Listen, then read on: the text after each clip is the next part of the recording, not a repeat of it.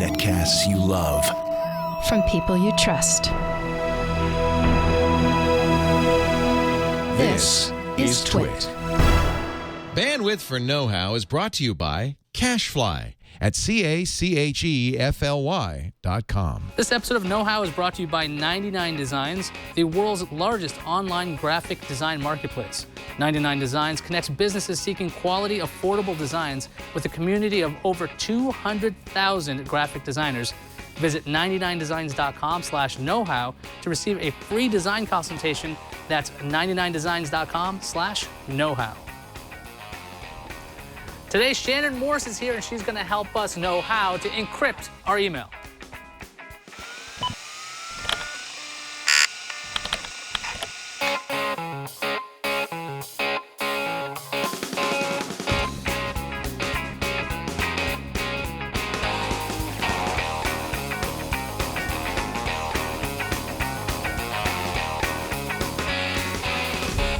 You see that intro video, and you see that's Leo Laporte. This is clearly so good as Leo. I know. Hi, Leo. It's good to see you. Hey, it's great to see you too, Ayaz. Well, this is Know-How. This is the show where we show you a fun how-to project. And today we've got Shannon Morse filling in for Leo because she's our security expert, as it were. And in this, no? Did I bring the wrong person on? I'll pretend. Okay, you might have seen her on Hack 5, ThreatWire, BYB, all kinds of stuff. But you know your PGP. From A Hole in the Ground, right? I do, yeah. I've been using PGP for the last couple of months, especially since we heard about PRISM.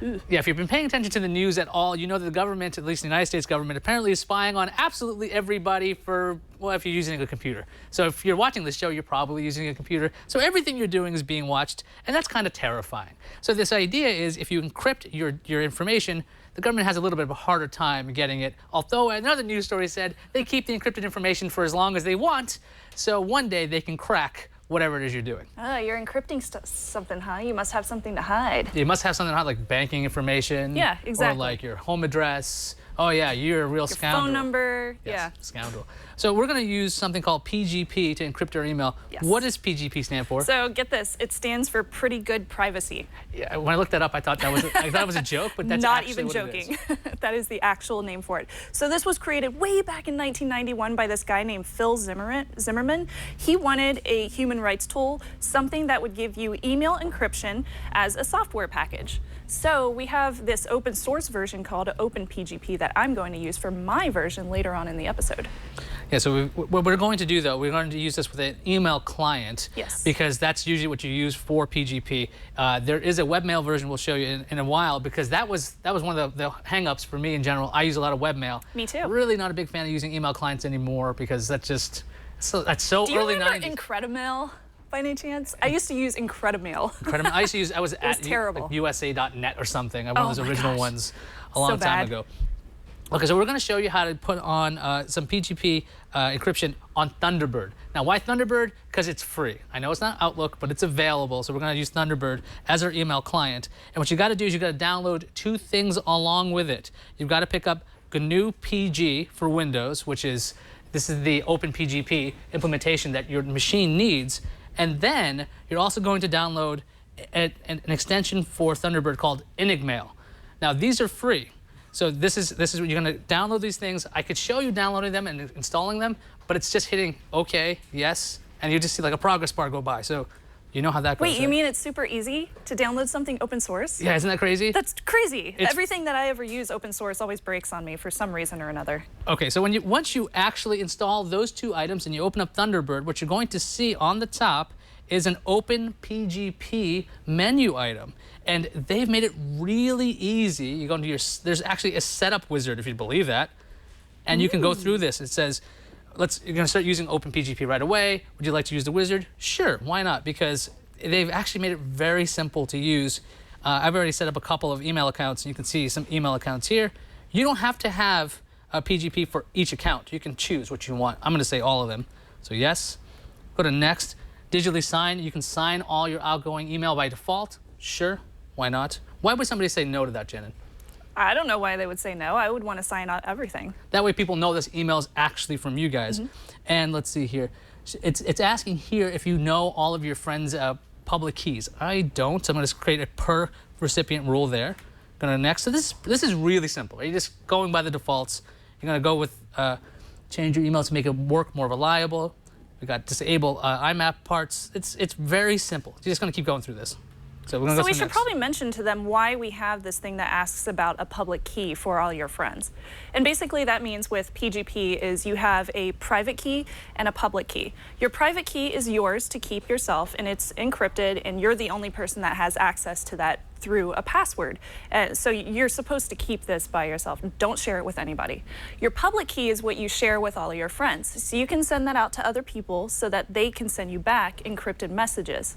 With your private key, you can decrypt all those messages. So if you try to send an email, I'm going to hit like right here, and we're going to go to, we'll send Shannon an email, snubzy@gmail. So that's public, Yay. right? Or it's public now. So that's your email Now address. it is. And we'll write, this is super cool information, because I speak like a 50s person. So I'm assuming this does not encrypt the subject line. It doesn't appear to. Okay, mine doesn't either. That's what I keep seeing. So whatever, don't put sensitive information in the subject line unless you want it to be seen. This is the secret formula for Coca-Cola. Water, sugar, Secrets. and stuff. Okay, that's very exciting. So to actually have this message encrypted, you can click Open PGP here, and you can say, use PGP MIME for this message. And actually, this little key is supposed to light up in the bottom there. Brian, can you get the shot of that right here? When you click this, message will be encrypted. You can see you're using PGP, and hit OK. And if I hit send, it's going to ask for my passphrase. You'll set up a passphrase as you do that wizard in the beginning. And I don't know which account this is, so let's see, because I have 2 accounts. I have 2 passphrases. It's one of them. And there we go. We'll be able to send that. But I did leave out a step. Shannon's public key. I have to have Shannon's public key to even send this out. And this plugin is supposed to have a way to find that. So if you go open PGP again in your menu option and you go into key management, I should be able to look her up here. Let's try another one because I don't have this in knowhow@twit.tv. Now, it doesn't show me anything. And to find a public key, I found the easiest way to go is go online to pgp.mit.edu. And if I wanted to look up knowhow at twit.tv, do the search, and you'll see the key ID right there. That's how you'll be able to send emails back and forth that are encrypted. I did find that when I was installing those 2 plugins, I found that the OpenPGP key management thing is a little buggy. A lot of times I had to hit cancel to progress. What? I don't know why it was doing this. It was, you have OK or cancel. So it's searching. Well, of course, that completely makes sense. Yeah, so it's buggy when you start it up, but once you have it going, it runs fine. So it's actually surprisingly easy to use. And what does a message look like if that other person doesn't have a key? So it just looks like a big glob of gibberish. There's numbers, letters, capitalizations, signs, everything in there. And they won't be able to do anything with it except for see your subject line, because of course that's not encrypted. Yeah, so if you wanted to look at an email that you sent or in your sent mail, you have to always put in your key to see that. So this is a passphrase, excuse me, not your key. So this is pretty basic. That's Thunderbird if you wanted to do that. It's a little clunky, but it works. It's really and the thing is, it's your security. That's really what this is about. If you want to be secure, you should use something like this. We're going to take a quick break and thank 99 Designs. Now, they are sponsoring Know How today, so we love 99 Designs. And they also made us this awesome T-shirt. They designed this T-shirt. Now, if you're wondering, what does 99 Designs do?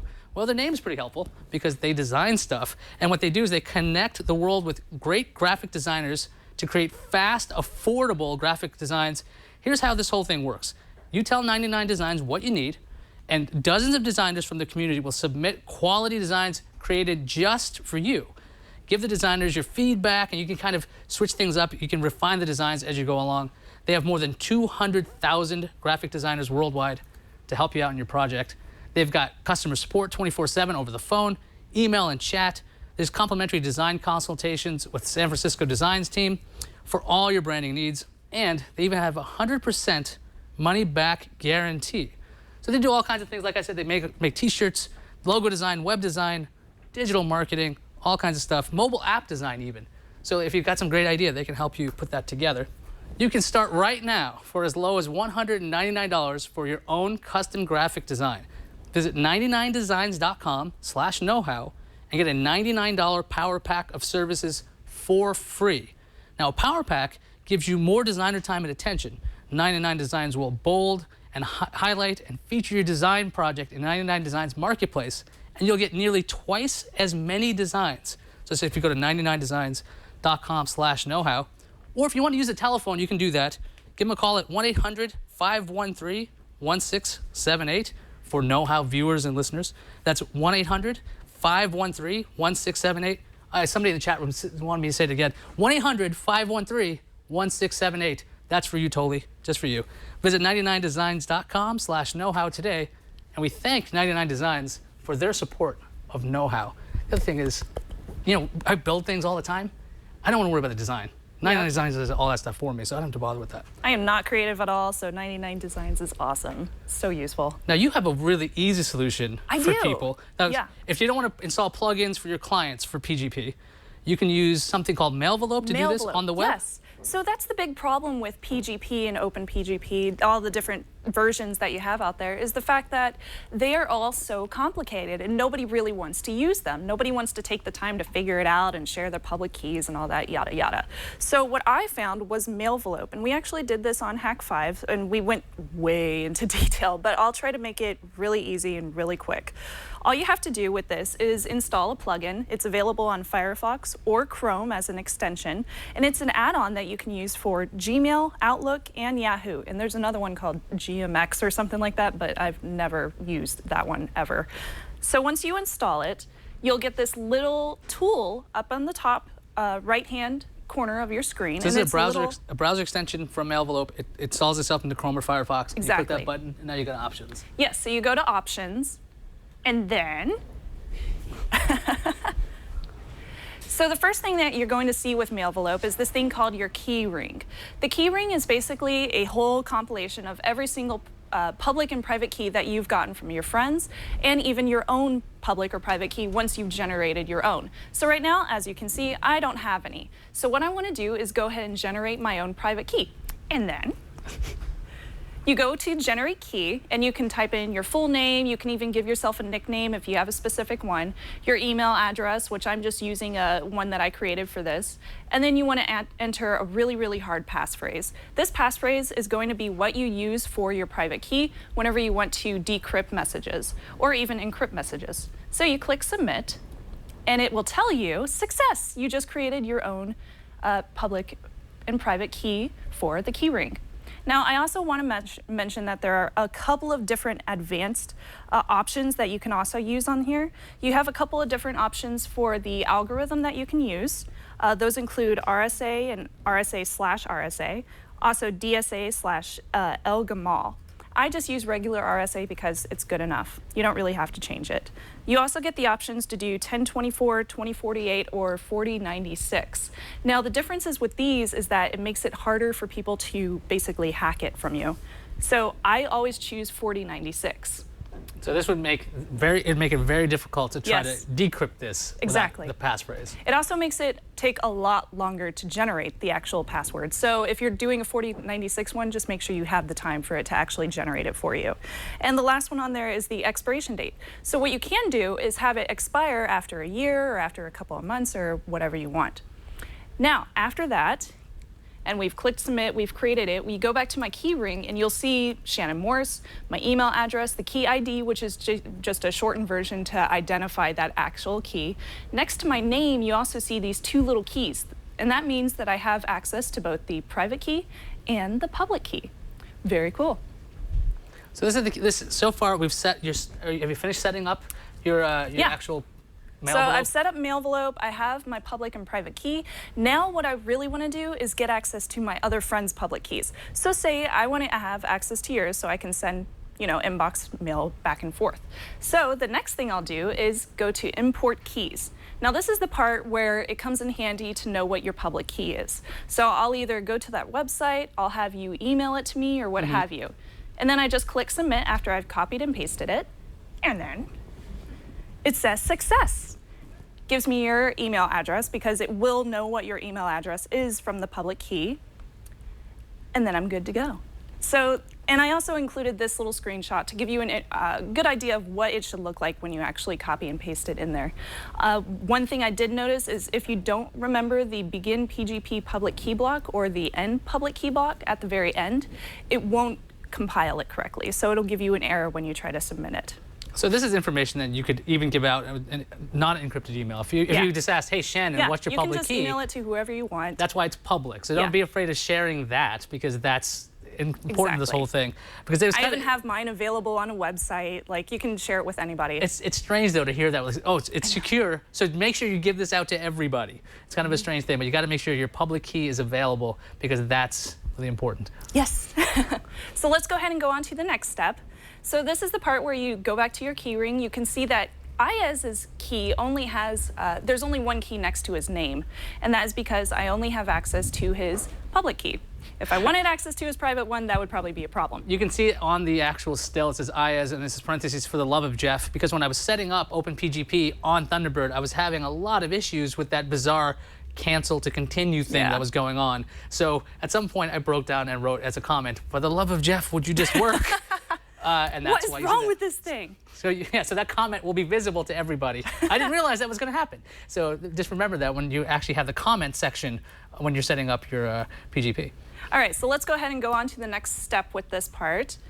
So after this, I want to go ahead and share out my public key to Ayaz. So I click on my name, it highlights in orange, and then I click export. And then it will give me my public key as a little drop or little inbox. So I can copy this to my clipboard, and then I can email Ayaz my public key. Now, one thing to note, it also gives you the option to send it in mail inside Mailvelope. It'll just pop open your webmail and send an automatic message to Ayaz or whoever you want to send it to. The big problem with this, though, is that it won't work for longer bits. So if I choose 4096, it's just going to open up a blank website, and it's not going to work. So I always just copy and paste it because it's easier for me. If you want to know how to do that in the Thunderbird version, what you do is you go into OpenPGP, go to Key Management, and then you would right-click your name. You'd copy your public keys to clipboard. You can put that, you can actually, I'm going to copy this, and it's giving me that little message, and go over to the MIT site, because you can actually upload this there too. So go back over that way. It says submit a key, and like you were saying, Shannon, this is what you're going to see, hopefully, this giant mess. Yes, exactly. This is the public key. Oh, it looks like you have a really, really long one. There we go. So we're going to hit submit this key to the key server. Encryption. It's already been added. So we're all successful that way. Definitely suggest using mit.edu or pgp.mit.edu. So everybody has access to that. So if you search for it or even know how we have one, you'll be able to find that. So now we are ready, now that we've shared each other's public keys, to send some mail. Are you ready? I am ready. Okay, I'm going to share with you my banking deposit information or something like that. Something crazy that I don't necessarily need to share. But the whole reason that I was using this is because my other job, they need to send me my direct deposit information. So I had to share my banking and routing number. So I didn't want to do that just, you know, out in the open on a wireless network or something. Yes, I use HTTPS, but I want to use every protocol that makes it secure as possible. So I also use Mailvelope as well. So let's go ahead and go on to the next step with this. Now, this is the part where we compose our mail. When you normally open up Gmail or whatever, you get just a blank body of text. Up in the right corner, you have this little pen and paper sign. If you click on that, it pops up a new composed mail body of text as well. Now in here, I just typed in, boom, encryption. Yes, encrypt all the things. And then there's a little lock sign on the corner. So when I click on the lock sign, it pops up a new window, and this is where I can encrypt it for a specific person. Now, depending on who you're sending this to, you always have to make sure you have their public key, which is why I need to choose whoever I'm sending it to. For this example, I didn't have Ayaz's email yet, so I was just using my other email. So I added snubsy@gmail.com, and then you click OK, and it gives you your new encrypted message. So in this encryption, it says boom encryption somewhere. And there's also a little arrow sign up in the corner that can let you undo it if you have a problem with, you know, however you spelled something or whatever. So you click transfer, and this is going to transfer it back into Gmail. Now, when I open this up as snubsy@gmail.com, who I was sending it to, it's going to give me this little thing where it dissolves, and it gives me the little lock with the envelope. So I click on the lock with the envelope, and it unlocks it. So I just type in my password, click OK, and this is the password that I set up, and it unencrypts it for me. So it says boom encryption. You're doing that with the webmail version of it. You don't have to set up a client. That one no is client, nothing. No crazy plugins other than Mailvelope, the actual extension. And if you go to my screen, you can see what the message looks like. If you don't have, if you have webmail, you're getting this message, you just see gibberish, right? This is what you would see. Just gibberish. Absolute gibberish. And then you're like, oh, I better use my mail client. But you don't have to do that. You can use Mailvelope. And it works with Gmail. That's one of the most popular. Yeah, works with Gmail, and that's really all I need. So another couple of things that I did want to mention with this, after you do have it set up, and I have a screen capture of this as well, if you go back in there, there's a couple of different security protocols. When you saw the boom encryption, there was this funny little cartoonish characters in the background. It said IT+. Or 1T+. So what you can do with Mailvelope is set up a specific character range, a character code, so that you know it's not some kind of fake, gibberish Mailvelope that somebody created to get all of your information. So you're putting all of your actual information into the real Mailvelope client. You can also create a color code. So I just chose blue for mine. What is the blue color? What is the security token? You're picking a blue color, but what does that actually do? So it basically just lets you know that you're using the actual Mailvelope. Okay, so that way you're not being hijacked. So if you saw purple, you're like, oh, this is a problem. Exactly, yeah, exactly. So mine says like the 1T+, and then it has the blue color. But if I actually logged into Gmail, or what I thought was Gmail, and I thought I was opening Mailvelope, and it gave me like something in pink with a bunch of plus signs instead, I would know that it's not actually my email. It's not actually Mailvelope, so I can fix it. I can get on a more secure network. So it's giving you a nice big warning signs that something's happened. Yes, if it's been compromised, but it's probably not going to happen. And also, you can always CC yourself to the email too. You can add yourself when you're in Mailvelope if you want to be able to unencrypt the thread later on. If you're sending mail back and forth during the same Gmail message, that's really important too, because if you're not sending it to yourself, you won't be able to unencrypt your own message. Does that make sense? Well, yeah, because okay, cool. You need to have that information there. Yeah, exactly.